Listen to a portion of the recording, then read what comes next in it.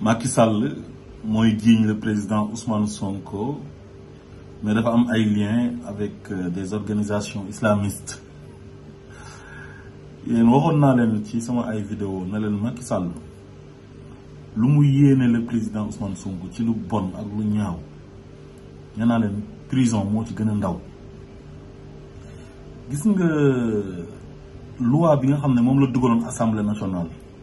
muy ay loi liberticide di corser li nga xam ne moom mooy wàllu terrorisme c'était pour le président Ousmane Sonko ak ñi mu àndal. te heure buy wax nag ndeysaan dafay weer boppam ci ay kàddu te du ci sax rendre compte ndax bon ndax soxor. xam nga waxoon na fi ne moom moo créé ay liste parallèle ne créé naa ko Kolda créé naa ko ñibi ba pare di ree. bu ñu génnee ci élection 2019 élection présidentielle lan la wax bàyyi naa njuuj njaaj maanaam moom day def lu bon ba pare di jëfuur comme dëmm day jëfuur. journaliste yi dañ ko laaj na ko sa gars yi daf ci am ñoo xamante ni dañuy taxer Ousmane Sonko de terroriste ne dafa am ay liens avec des mouvements islamistes mu ne loolu ñëpp xam nañ ko quoi maanaam mu confirmer ko quoi te wax na ne kat moom dossier bi dafa nekk devant la justice du ci wax ba pare moom mu jugé Ousmane Sonko àtte ko ne Ousmane Sonko tamit daf doon def appel à l'insurrection loolu moo tax xale yi dee mais amul kenn ku mës a dee ci xeex contre le 3e mandat mais Ousmane Sonko moo doon def appel à l'insurrection. kon loolu lu muy confirmer mooy groupe bi ma lay wax ne ñoom ñooy toog di dajee contre le président Ousmane Sonko muy ministre de la justice am ministre de l'intérieur am ay juge am ay journaliste am ak ay nitam parce que tey élément de langage ñëpp dañ koy seetlu ci ñoom gars yi ñu doon génne naan Ousmane Sonko terroriste la Ousmane Sonko rebelle la Ousmane Sonko salafiste la léegi moom loolu daf ko confirmer. beneen confirmation bi mooy li procureur bi wax charge yi procureur bi teg beneen confirmation bi mooy charge yi procureur bi teg ci ndodd Ousmane Sonko mu nekk ay fen moom la confirmer tey kon moom moo sant procureur bi loolu te loolu ñëpp xam nañ ko mais daf ko affirmer moo tax gis ngeen waa ji bon gi nekk ci moom yéen xamu leen ko sax li tax mu waxee ko France 24 tamit xam nga lan la ci jublu ak RFI parce que rajo bi ak télévision bi international la léegi dafa il veut faire croire à la communauté internationale que Ousmane Sonko mon opposant est un terroriste il a des liens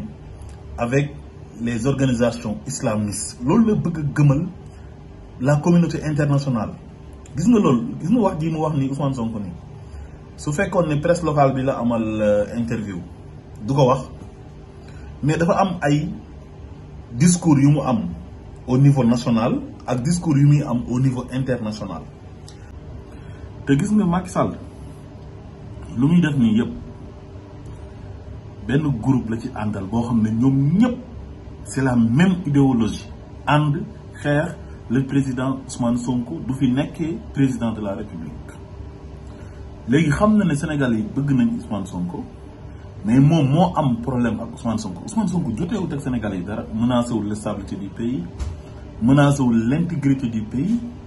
mais Macky Sall ci boppam moom la Ousmane Sonko amal problème. xam nga lan lañ jotee Macky Sall dafa naxante ba falu léegi bi mu faloo mu ne Sénégal yi ay làppato lañ lu ma bëgg a def dama koy def jàpp naa Khalifa Sall tëj jàpp Karim Wade tëj indi parrainage mu jël fenn sàcc naa élection 2017 yi législative yi sàcc élection 2019 yi am na ay sëriñ yoo xam ne ñu bëri man lañu àndal presse bi musée la naa leen patron de presse yu bëri man lañu àndal ànd ak naa communicateur traditionnel yi xam nga maanaam secteur bu nekk rek am na fa ay nitam ay hommes d'affaires ay femmes d'affaires téye Sénégal ñii mu corrompre leen ñii mu nappee leen prison ba ñëpp ragal ànd ak ay transhumants léegi nag mu ne man ce que je vais faire mooy damay éterniser au pouvoir je vais m'accrocher au pouvoir. léegi nag far Ousmane Sonko na tël ànd ak benn popularité bu jéggi dayoo ak benn aura boo xamante ni dafa jéggi dayoo Sénégalais yëpp bëgg ko rawatina ak jeunesse bi mais Macky Sall lu mu bëggoon mooy jeunesse bi topp Wally Seck mu leen di divertir ñu jox Gaston Mbengue xaalis muy tëgg làmb jeunesse yi nekk ci pecc mi ci caaxaan yi ay sinap ay TikTok xam nga maanaam di bëggee quoi bàyyee ko nag politique bi moom ay gaayam Ousmane Sonko ñëw conscientiser xale yi wan leen carrément les affaires de la cité da ngeen cee war a bàyyi xel dañu war a intéressé wu ci politique bi parce que réew mi dafa bëri alal am na or am na diamant am na zircon am na pétrole am na gaz am na fer am ay ressources yoo xam ne benn rek mënoon na développer réew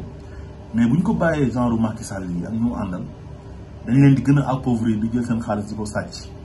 di leen toroxal ngeen continuer dugg ci gaal yi di dee seen kër yi di am inondation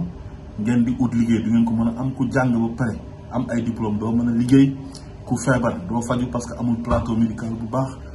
xam nga Ousmane Sonko yee Sénégal yëpp fekk ñu bëri dañ doon nelaw rawatina ak jeunesse bi jékki-jékki rek intéressé wu ci politique léegi nag yàqal Macky Sall li mu bëggoon mooy di divertir jeunesse bi di leen nelawloo léegi nag loolu moo tax mu mere Ousmane Sonko mënatul la nag continuer projet bu mu amoon mooy éterniser wu au pouvoir jaay doole def comme ñoom Denis Sassou Nguesso ñoom Paul Biya ñoom Obiang Nguema ak Omar Bongo dem ba dee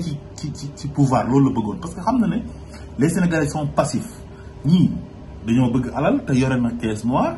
ñii dañoo bëgg poste moom mooy nommé à tous les postes civils et militaires ñii ku ci nanguwut a ànd ak moom téye na justice bi ut procureur am day jékki-jékki tuumaal la jàpp la tëj la ci kaso léegi noonu la def nag pour téye Sénégal mais loolu mënatoon a continuer troisième mandat bi xam na ne mënta nekk parce que Sénégalais yi bëggatuñ ko Ousmane Sonko yee na Sénégalais yu bëri ba pare moom ci boppam li mu waxoon Sénégalais yi gisuñ ko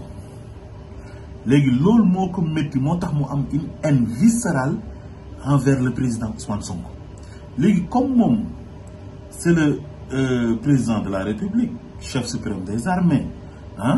président du conseil supérieur de la magistrature téye na fépp c'est lui qui nomme à tous les postes civils et militaires léegi nag mu ne xaaral ma jóg gis nga Macky Sall depuis 2021 ba léegi lépp lu muy def ak képp kum fal Ousmane Sonko moo tax Ismaïla Madior Fall Antoine Diome ñooñu ñëpp daf leen a fal pour xeex le président Ousmane Sonko procureur yi muy tànn doyen des juges ak ay yenn juge d'instruction yi ak président cours et tribunaux yi ñëpp kum ci fal Ousmane Sonko moo tax soo parewul yow pour xeex Ousmane Sonko yow poste boobu doo ko am lan moo tax deful tëli ko président benn tribunal comme cour suprême wala cour d'appel wala mu def ko procureur de la république wala mu def ko doyen des juges parce que xam na ne kooku du nangu loolu léegi nag magistrats yi nga xam ne ils sont intègres ñëpp la jël sànni fële ca xaj ñii mu affecté leen Tamba ñii mu yóbbu leen Matam ba pare nag jël ay nitam tànn leen recruter leen uniquement contre le président Ousmane Sonko soo demee gendarmerie pareil comme def au commandant de la gendarmerie Ousmane Sonko moo tax pour xeex Ousmane Sonko directeur de la police pareil ñu muy jël di leen def ay colonel ak yooyu di leen yokkal ay grade contre le président Ousmane Sonko xeex ba pare nag mu jaral ko mu fay ci ay milliards jël ay journalistes ay chroniqueurs ñuy dem ci plateau yi di ko saagal Ousmane Sonko di ko dénigrer di ko sosal di yàq deram jël ay liveurs taxawaalukat ñoo xam ne amuñ métier jël leen utal leen ordinateur ñu utal leen ay portable sophistiqué di leen fay xaalis ñu jënd leen oto ñii sax may nañ leen ay terrain saaga Ousmane Sonko suba ngoon guddi ak bëccëg moo tax ma ne leen Macky Sall il a beaucoup investi ci Ousmane Sonko gis nga tëj gëm tëj Ousmane Sonko nii loolu la doon rêvé loolu la bëgg te bu ngeen jàppee ne comme li xewoon États-Unis yëngal na ko baaxul ci moom de mais lijjantiwu ko même sonkorisation yeeg moom il s'en fout xam nga lan la bëggoon Ousmane Sonko en prison am na ko yoonam nekk ci gis nga fu mu jàpp fa lay jàpp ba mu dëgër maanaam moom emprisonné Ousmane Sonko daf ko jaraloon lu nekk tey bu ñu demee ba benn dossier diffamation boo xam ne ñoom ñoo yebal Mame Mbaye Niang pour mu dem porter plainte Ousmane Sonko ba pare procureur bi ñëw di corser dossier bi di ci dugal loo xam ne moom yoonam nekku ci ay injures publiques ak ay recel de documents administratifs ay faux et usage de faux kon da ngay xam ne kon procureur bi ci mission yam la nekk mooy li ñu ko sant yow benn citoyen bu jógee koo fa la ñëw ne diw daf maa diffamé te loolu affaire civile la léegi lan moo ci yoonu procureur c'est l'avocat du peuple kooku dafay toppaate pour li waral lor peuple bi mu topp leen anéantir leen loolu mooy rôle procureur c'est l'avocat du peuple le maître des poursuites mais gis nga dossier Mame Mbaye Niang boobu ay nit dee nañ ci dossier Adji Sarr bi ay nit dee nañ ci ay nit dàq na leen ci ay nit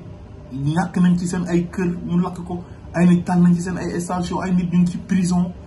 ay nit am nañ ci ay gaañu à vie dañuy nekk handicapé mais xoolal yoonam nekku ci gis nga bi ko Serigne si sauvé xam nga dañ ko jekk woon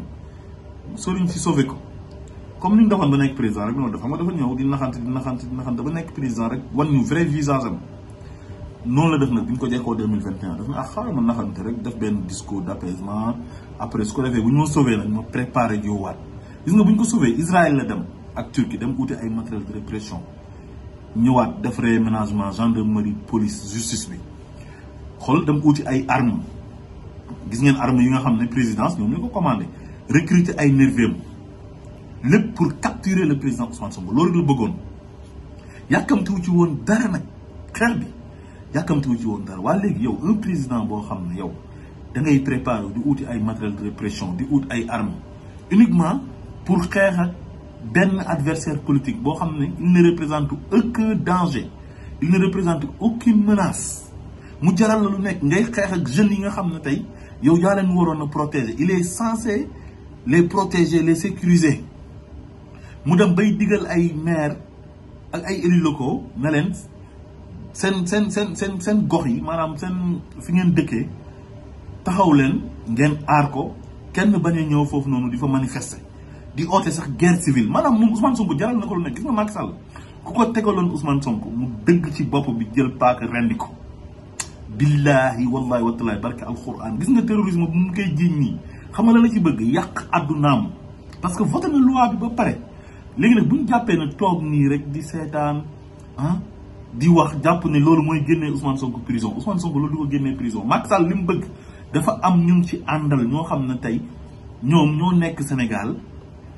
fépp fu ñuy dogalee ñoom ñoo fa nekk di fa gérer maanaam instance yi nga xam ne fa la ñuy dogalee ay nitam la fa teg te ñoom ñëpp ñoo bokk benn gëm-gëm mooy Ousmane Sonko doit être en prison à vie.